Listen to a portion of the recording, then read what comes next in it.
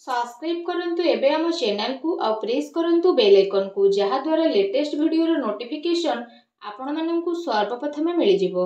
नमस्कार बंधुगण आपण माननकु आम यूट्यूब चैनल को स्वागत।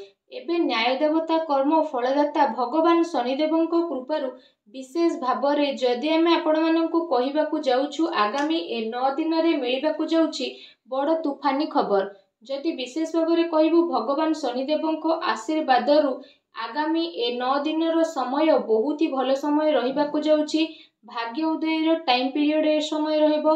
ता सहित अनेक प्रकार लाभ धन लाभ बड़ बड़ सफलता प्राप्त मध्य आपनकु भगवान शनिदेवक आशीर्वादरु विशेष रूप से प्राप्त हेबो।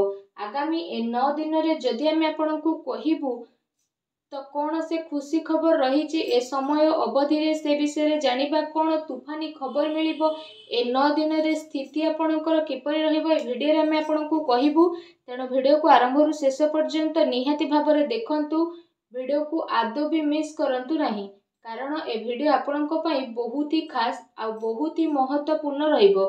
भगवान शनिदेवंकर सच्चा भक्त होइतिले वीडियो को लाइक करंतु, कमेंट बॉक्स रे जय शनिदेव बोली अवश्य लिखंतु जहा द्वारा शनिदेवंकर आशीर्वाद आपनकु मिलिबो। तो आसंतु जानिबा किपरि रहिबो भगवान शनिदेवंक आशीर्वादरु आपनक पई विशेष भाबरे आगामी ए 9 दिन जदि विशेष रूप से ए 9 दिन रो स्थिति विषय आमे आपण मानकु कहिबु। तो फ्रेंड्स ए समय रे कोनोसी समारोह किंबा धार्मिक आयोजन रे शामिल हेबा पई आपनकु आमंत्रण प्राप्त हेबो। संतान संबंधित कोनोसी समस्या सुलझिबा पई आपण सक्षम रहिबे आ स्थिति लाभदायक आपनक पई रहिबो। आ तार सद उपयोग करिबा आपनक क्षमता उपरे निर्भर करिबो। आपण से सबुर किपरि व्यवहार करूछंती। ए समय रे आपण आपणकर दिल अपेक्षा दिमाग रु निर्णय नेबा आपणकर केते सारा योजना को कार्य रूप रे परिणत मध्य करि देबो। तमाम व्यवस्था परे मध्य आपण आपणकर एवं आपणक परिवार पई समय बाहर करिवे आ निजर कार्य क्षमता रे आपण पूर्ण विश्वास रखंतु। एहा सहित ए समय रे कोनोसी पुराना फ्रेंड्स को सह मिलिबा कारणरु कोनोसी पुराना याद ताजा हेबो जहा द्वारा आपनकु खुशी मिलिबो। जदि कोनोसी कोर्ट केस चलुतुला तो फैसला मध्ये बे आपनक सपक्ष रे जिवो। सेथि पई पूर्वरु ही ता ऊपर आपण काम करंतु। जे काम को करिबा पई आपण पूर्व किछि टाइम रु काफी भाबी चिंती की रहुथिले तो एबे से सबु को पूरा करिवार विशेष रूप रे समय आसीछि। भाबी चिंती विवेकर सहित काम करिबा द्वारा सबु स्थिति आपनक पई बहुत ही भल रहिबो। बाहर संपर्क रु मध्ये विशेष रूप रे एबे आपनकु अधिक फायदा मिलिबो। ए समय रे जदि आपण कोनोसी महत्वपूर्ण कार्य रे पैसा लगेबा पई चाहुछंती तो परिस्थिति आपनकर अनुकूल रहिबो। एहा उपरे आपण गंभीरतार सह ध्यान नियंतु। ए समय रे आपण घर आ व्यवसाय संबंधित सबु दायित्व को बहुत ही गंभीरतार सहित आगकु नेबे जहा द्वारा आपणकु काफी खुशी रो मध्ये अनुभव हेबो। एहा सहित जदि कहिबा ए समय रे अन्यर कथा रे आसीबा अपेक्षा आपण निजर निर्णय को ही सर्वोपरि रखंतु। अन्यथा कोनोसी प्रकारर नुकसान मध्ये आपणकर होई पारे। कोनोसी पड़ोसींक सहित छोट कथा को नेकी मामला आपणकर विशेष भाबरे विकोफेर जाई पारे। सेति पई निज क्रोध उपरे नियंत्रण रखंतु। एहा सहित जदि कहिबा कथा हेबा समय रे शब्दर उचित प्रयोग करंतु। आपणकर नकारात्मक शब्द पिलांको उपरे हीन भावना मध्ये बनाई पारे आउ एहार नकारात्मक प्रभाव पिलांको पाठ पढ़ा उपरे पड़िबो। तेणु सावधान रहंतु। एहा सहित ए समय रे बाहर गतिविधि तथा अजणा लोकंक ठारू दूरता विशेष भाबरे बनै रखंतु। अधिकतर समय निजर घर परिवार रे आपण व्यतीत करंतु कारण कोनोसी प्रकारर वाद विवाद हेबार विशेष रूप रे संभावना बनुछि। संतान संबंधित कोनोसी चिंता आपणकु मध्ये रही पारे। एहा सहित जदि कहिबा ए समय रे कोनोसी भी निर्णय इमोशनल होई कि आपण आदु भी नियंतु नाही। पिलांकर कोनोसी काम द्वारा आपणकु चिंता मध्ये आसी पारे। धन संबंधित नुकसान रो संभावना बनुछि। ता सहित घरे सुधार संबंधित कोनोसी योजना बनाउछथि तो वास्तु नियम रो पालन करिबा आपणक पई बहुत ही आवश्यक रहिबो। कौनसी संपर्कियों द्वारा विशेष भाव में घरे मन मुकाबर स्थिति मध्य आपणक पई बनिबो आ एहार प्रभाव आपणक घर परिवार उपरे मध्य पड़िबो। किंतु घरर वरिष्ठ व्यक्तिंकर परामर्शरे हस्तक्षेप करिबा द्वारा समस्या सबु सुधुरिब। कटु बाणीर आपण प्रयोग करिबा ठारू दूरेई रुहंतु।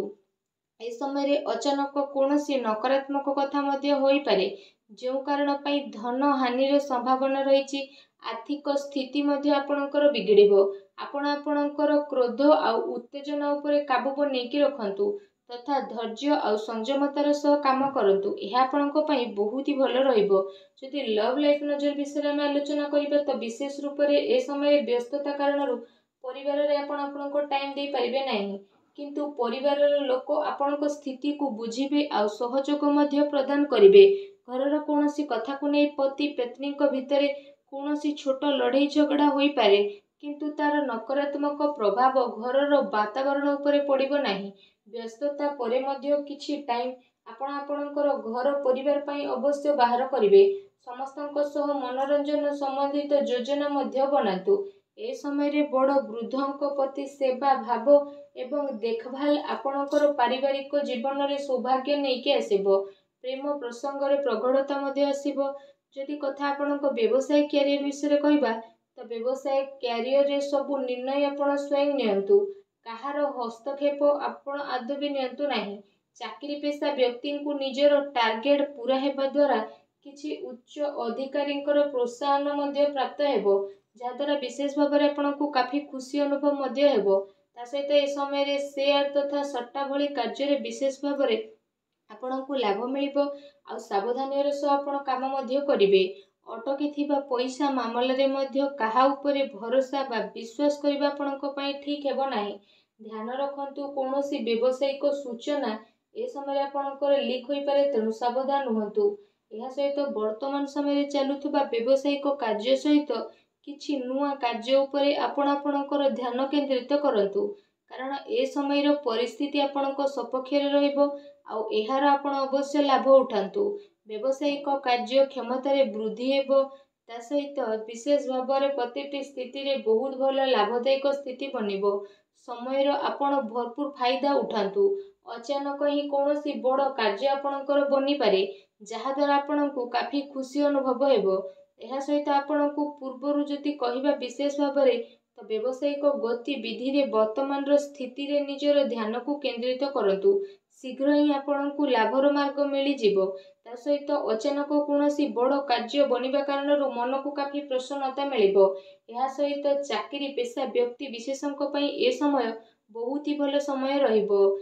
चाकरी संबंधित कौनसी भल बड़ खुशी खबर आपको ए समय अवश्य ही प्राप्त हेबो, जहा द्वारा आपणको मन बहुत ही प्रसन्न रहिबो। जदि आपणको स्वास्थ्य विषय में कहबा तो स्वास्थ्य पई ए समय कौनसी पुराना बेमारी संबंधित रिपोर्ट आपणकर ठीक आसीबो आ स्वास्थ्य आपणकर उत्तम रहिबो। कौनसी प्रकार चिंता आपण करंतु नाही, किंतु वर्तमान नकारात्मक वातावरण निजको दूरी रखिबार विशेष भाव में आवश्यकता रही।